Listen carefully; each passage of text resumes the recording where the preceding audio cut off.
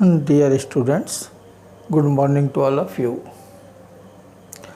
आज हम एक वायर के ऊपर अप्लाइड स्ट्रेस और उसके कारण प्रोड्यूस होने वाला स्ट्रेन के बीच एक ग्राफ प्लॉट करने जा रहे हैं। मतलब ये कि एक वायर के ऊपर हम इंक्रीजिंग स्ट्रेस अप्लाई करें तो उसका बिहेवियर कैसा होता है, हम ये समझने की कोशिश कर रहे हैं। तो हमने जब इन दोनों क्वांटिटी के बीच में ग्राफ प्लॉट किया तो ग्राफ कुछ इस तरह से मिलता है। Along the x-axis we have taken the strain and along the y-axis we have taken the stress. If there is no stress, there is no strain, so graph starts from the origin. Initially the graph is a straight line up to a certain point A. It means these two quantities are directly proportional to each other because the graph between them is a straight line. But beyond this point A, when we further increase the stress, the graph is found some curved. इसमें कुछ कर्वनेस आ जाती है, ठीक है ना। B तक पहुंचा तो हमने कहा कि A तक स्ट्रेस और स्ट्रेन एक दूसरे के प्रोपोर्शनल हैं। यही बात हुक ने भी हमसे कहा था। इसका मतलब कि हुक्स लॉ जो है वो इस लिमिट तक ही, A की लिमिट तक ही सही है, वहीं तक हुक्स लॉ सही है। उसके आगे ग्राफ में कर्वनेस आ गई, यानी हुक्स लॉ अब यहाँ पर करेक्ट नहीं होगा। हाँ, लेकिन B के बराबर हमने स्ट्रेस अप्लाई किया और फिर स्ट्रेस हमने रिमूव किया वायर से, तो वायर अपने ओरिजिनल पोजीशन पे वापस लौट आता है। इसका मतलब कि B तक हमारे वायर के पास इलास्टिक प्रॉपर्टी बनी रहती है।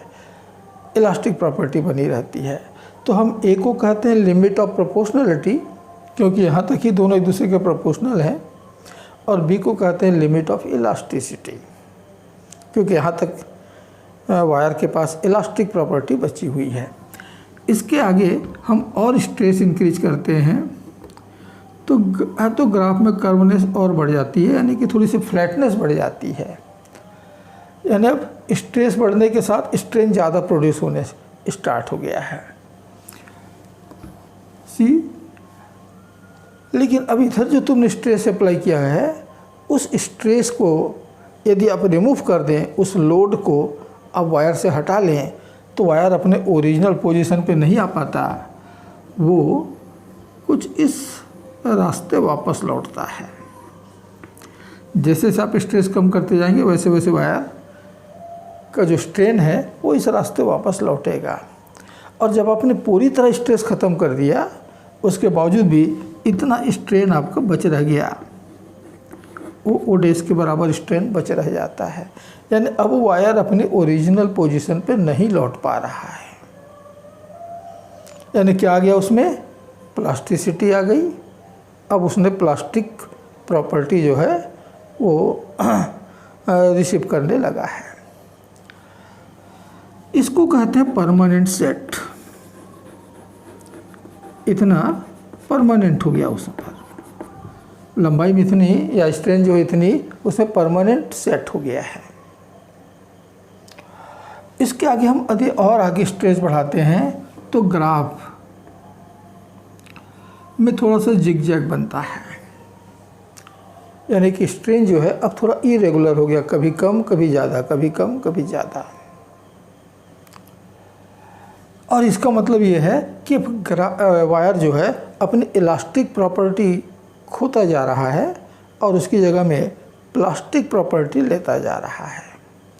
इसलिए इसको हम कहते हैं रेंज ऑफ प्लास्टिसिटी, कि ये प्लास्टिकता की रेंज है, ठीक है ना। इसके आगे फिर ग्राफ थोड़ा सा ऊपर उठता है और फिर थोड़ा ऐसा नीचे, ठीक है। तो इसका मतलब है कि थोड़ा सा और स्ट्रेस बढ़ाने पर स्ट्रेन थोड़ा सा और भी ज़्यादा बढ़ा। यहाँ पर ग्राफ देख रहे का फ्लैट आ गया है, तो लगभग ऐसा आप मान सकते हो कि आप स्ट्रेस नहीं लगा रहे हो, उसके बावजूद भी ग्राफ बढ़ता जा रहा है, वायर की लेंथ बढ़ती जा रही है। ठीक है। और डी के बाद तो स्ट्रेस कम होने के बावजूद भी लेंथ बढ़ता चला जा रहा है, स्ट्रेन बढ़ता चला जा रहा है। यानी वायर जो है वो जितना ज़्यादा उसकी लेंथ बढ़ेगी, वायर की थिकनेस उतनी कम होती चली जाएगी। और यहाँ तक आते आते ई तक आते आते, इसको थोड़ा सा और नाम देता हूँ, डी, ये ई और ये एफ। तो एफ तक आते आते वायर इतना थीन हो गया और लोड इतना ज़्यादा है उसके ऊपर कि वो उसको बैलेंस नहीं कर पाया और ब्रेक हो गया। And that's why the F is called breaking point. जबकि ई, यहाँ तक आपकी स्ट्रेंथ बनी हुई वायर का, वायर उस लोड को बैलेंस करके रखा हुआ है, इसलिए इसको कहते हैं टेंसाइल स्ट्रेंथ। यहाँ तक वो टेंशन लगा करके लोड को बैलेंस करके रखता है। तो ये बच्चों ये है पूरा इसके पीछे का ग्राफ। ठीक है। तो in this graph the point A is called limit of proportionality,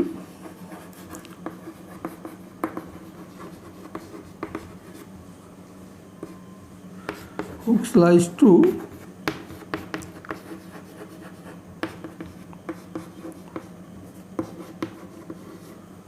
in the range OA। इस O से A के बीच में आपका हुक्सला सही है। B is called limit of elasticity,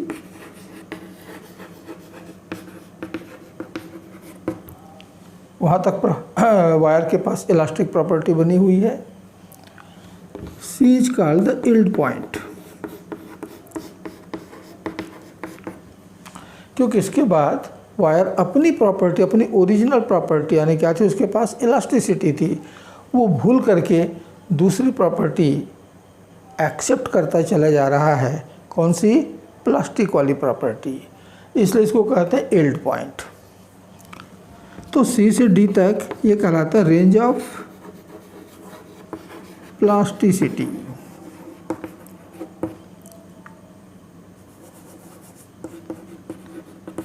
plasticity, ठीक है। यानी अब उसमें प्लास्टिकता बढ़ती चली जा रही है, प्लास्टिसिटी बढ़ती चली जा रही है, इलास्टिसिटी खोता जा रहा है। और डी पर आते आते वो लगभग कंप्लीट प्लास्टिक प्रॉपर्टी ले चुका है। अब वायर में इलास्टिक प्रॉपर्टी ख़त्म, ठीक है। यानी जितना भी स्ट्रेन प्रोड्यूस हुआ है वो परमानेंट हो जाना है, ठीक है। Is called tensile strength, tensile strength. E F is called flow of wire, क्योंकि इसके बाद फिर वायर अपने आप बढ़ना स्टार्ट हो गया। बिल्कुल वैसे जैसे लिक्विड अपने आप फ्लो होता चला जाता है ऊपर से नीचे, वैसे ही उस बड़े लोड के कारण, उस बड़े लोड के इन्फ्लुएंस के कारण वायर की लेंथ अपने आप बढ़ती चली जा रही है। Means wire is now flowing. तो इसको हम कहते हैं flowing, flow of wire. And the F is called breaking point, क्योंकि यहाँ पर आकर के वायर जो है वो ब्रेक हो गया और इसीलिए हमें आगे ग्राफ नहीं मिल रहा है। ग्राफ जो है एफ पर जाकर के टर्मिनेट हो गया है। ग्राफ जो है एफ पर जाकर के टर्मिनेट हो गया, आगे हमको नहीं मिल पा रहा है। Why? Because the wire is break at this point. O dash, it is called the permanent set, permanent set. अब बच्चों जिस मटेरियल की वायर में ये रेंज सी डी जितना बड़ा होगा, यानी दोनों पॉइंट सी और डी जितना एक दूसरे से दूर होंगे, उस मटेरियल का यूज हैवी लोड उठाने में किया जा सकेगा, वो जल्दी टूटेगा नहीं। ऐसे मटेरियल को हम कहते हैं डक्टाइल मटेरियल। लेकिन यदि सी और डी एक दूसरे के क्लोज हुए, इसका मतलब कि जैसे ही फोर्स एक लिमिट से आगे बढ़ता है वायर जल्दी से टूट जाता है। इनको हम कहते हैं ब्रिटल मटेरियल। इनका यूज हम हैवी लोड उठाने के लिए वायर बनाने में नहीं कर सकते।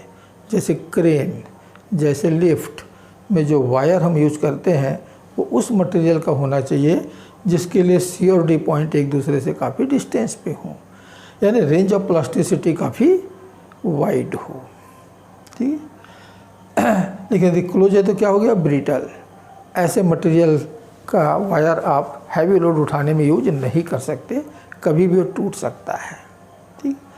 और किसी किसी मटेरियल में इस तरह का ग्राफ नहीं मिलता, नो प्लास्टिक रेंज, ऐसा कुछ नहीं। क्या मिलता है, सीधा ग्राफ मिलता है, कर्व ग्राफ मिलता है। इन मटेरियल में इलास्टिसिटी काफ़ी अधिक होती है। इनको हम कहते हैं इलास्टोमर मटेरियल। ठीक है, इलास्टोमर कहते हैं इसको हम।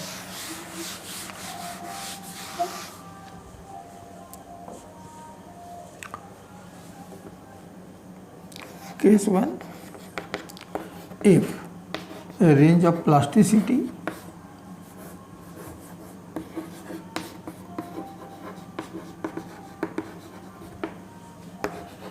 is large, that is the points C and D lies at far distance, then material of the wire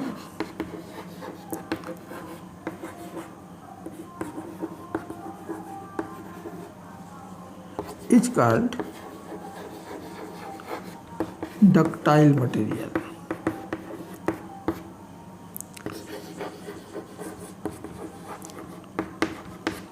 इनको हम डक्टाइल मटेरियल कहते हैं। दीज मटेरियल्स, जैसे एग्जाम्पल के लिए कुछ ले लेते हैं। For example steel. स्टील के लिए हमको पॉइंट सी और डी काफ़ी एक दूसरे से दूर मिलते हैं, तो क्या हो गया, वो डक्टाइल हो गया। जितने मेटल्स हैं वो लगभग सब डक्टाइल होते हैं। ठीक है। हाँ, कुछ कम कुछ ज़्यादा, लेकिन होते हैं। These materials are used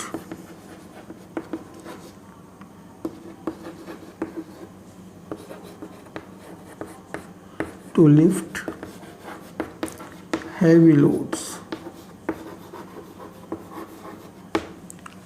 तो इनका यूज हम हैवी लोड उठाने में करते हैं। लेकिन यदि ऐसा नहीं है, सी और डी एक दूसरे के क्लोज हैं, यानी कि जो रेंज है वो काफ़ी छोटा है, तो case 2, if range of plasticity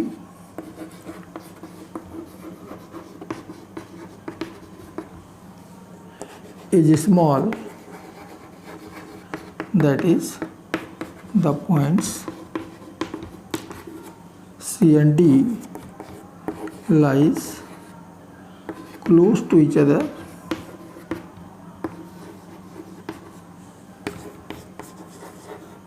then the materials of the wire is called brittle. For example, cast iron, glass। ठीक।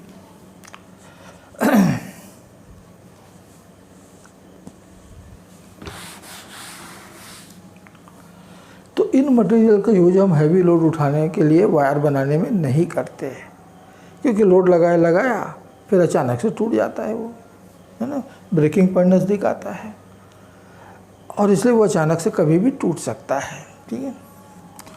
तो these materials are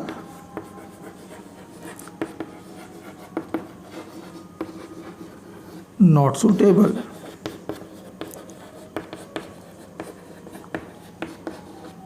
to lift the heavy loads.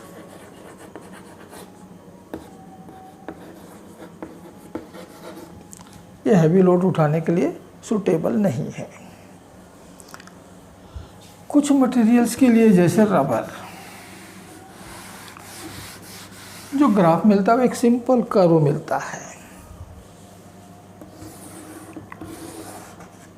Strain and stress. तो graph कैसा मिल रहा है, कुछ इस तरह का, लाइक दिस। इनके पास कोई प्लास्टिक रेंज होता ही नहीं।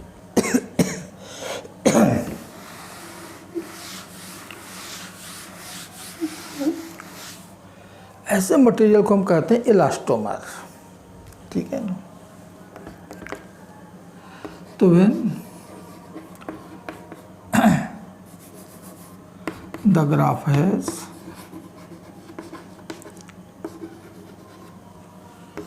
no range of plasticity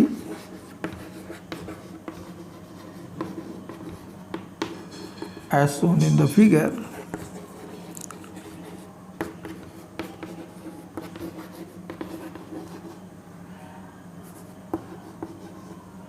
then it is called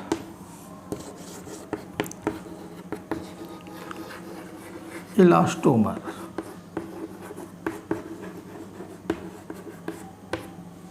हम इनको इलास्टोमर मटेरियल कहते हैं।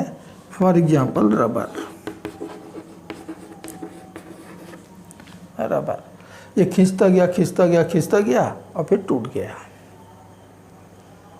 यहाँ पर जा कर के वायर आपका टूट गया, इसलिए आगे ग्राफ हमको नहीं मिल पा रहा है, ठीक है। तो ये इलास्टोमर है। फॉर एग्जांपल द रबर इसी तरह का एक मटेरियल है, इसके पास कोई प्लास्टिक रेंज नहीं है, ये सफिशिएंट इलास्टिसिटी रखते हैं, ये प्लास्टिक बिहेवियर नहीं शो करते। आप उनको खींच लीजिए फिर छोड़िए तो फिर वापस पहुंच जाएंगे, यानी इनमें प्लास्टिक बिहेवियर प्रायः नहीं होता है, और इसलिए वो प्लास्टिक रेंज भी यहाँ पर गायब है, नहीं मिल पा रहा है, ठीक है।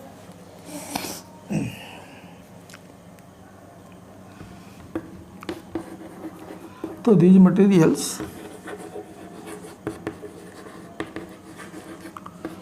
not show the plastic property.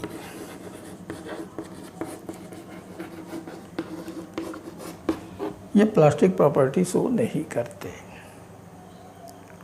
ठीक है। ये जो हमने ब्रेकिंग फोर्स कहा, ब्रेकिंग स्ट्रेस कहा, इनकी कुछ प्रॉपर्टी आपको बता दूं। ये जो ब्रेकिंग स्ट्रेस है, जहाँ पर ग्राफ जाकर के ख़त्म हो जाता है, टर्मिनेट हो जाता है, उसके करस्पॉन्डिंग स्ट्रेस को हम कहते हैं ब्रेकिंग स्ट्रेस। जैसे कि वायर यहाँ करके टूट गया तो इसका ब्रेकिंग स्ट्रेस कितना होगा, तो इतना मिलेगा। This is the breaking stress. इसके पहले वाले ग्राफ में पॉइंट एफ वो कितने स्ट्रेस पर था, that is the breaking stress. तो breaking stress the stress corresponding to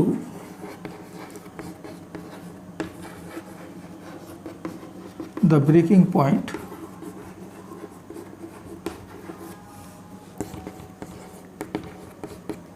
is called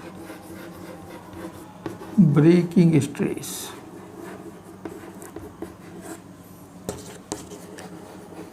इसको हम ब्रेकिंग स्ट्रेस कहते हैं। ये मटेरियल की प्रॉपर्टी है, ये न तो वायर की लेंथ पर डिपेंड करता है, न वायर की रेडियस पर डिपेंड करता है, दोनों पर डिपेंड नहीं करता, ठीक है। तो it not depend upon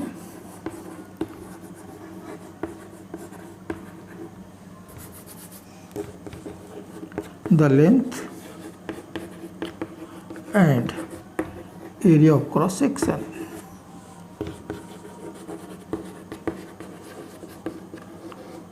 of the wire. it only depend upon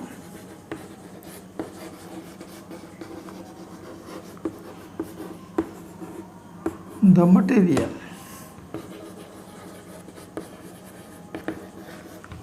ये केवल मटेरियल पे डिपेंड करता है कि वायर स्टील का बना है कि वायर कॉपर का बना है, उसी पे डिपेंड करेगा। कितना लंबा बना है, कितना मोटा बना है, उस पर डिपेंड नहीं करेगा। चाहे आप एक पतला से वायर ले लो या आप उसी मटेरियल का एक मोटा सा वायर ले लो, चाहे आप एक शॉर्ट वायर ले लो, चाहे आप एक लॉन्ग वायर ले लो, सब के लिए ब्रेकिंग स्ट्रेस इक्वल होगा क्योंकि सबकी मटेरियल सेम है। अब ये जो स्ट्रेस है हमको मालूम है, स्ट्रेस बराबर होता है फोर्स अपॉन एरिया। तो यदि मैं एरिया से मल्टीप्लाई कर दूं तो मुझको मिल जाएगा फोर्स, हमको मिल जाएगा फोर्स। उसे हम कहते हैं breaking force.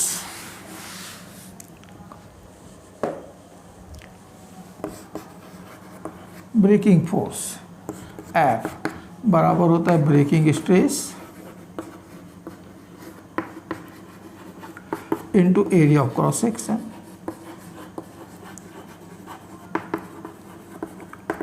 Area of cross section, इन दोनों के प्रोडक्ट को हम कहते हैं ब्रेकिंग फोर्स। तो breaking force depend upon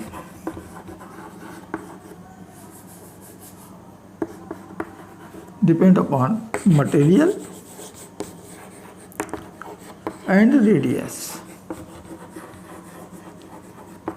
but it also not depend upon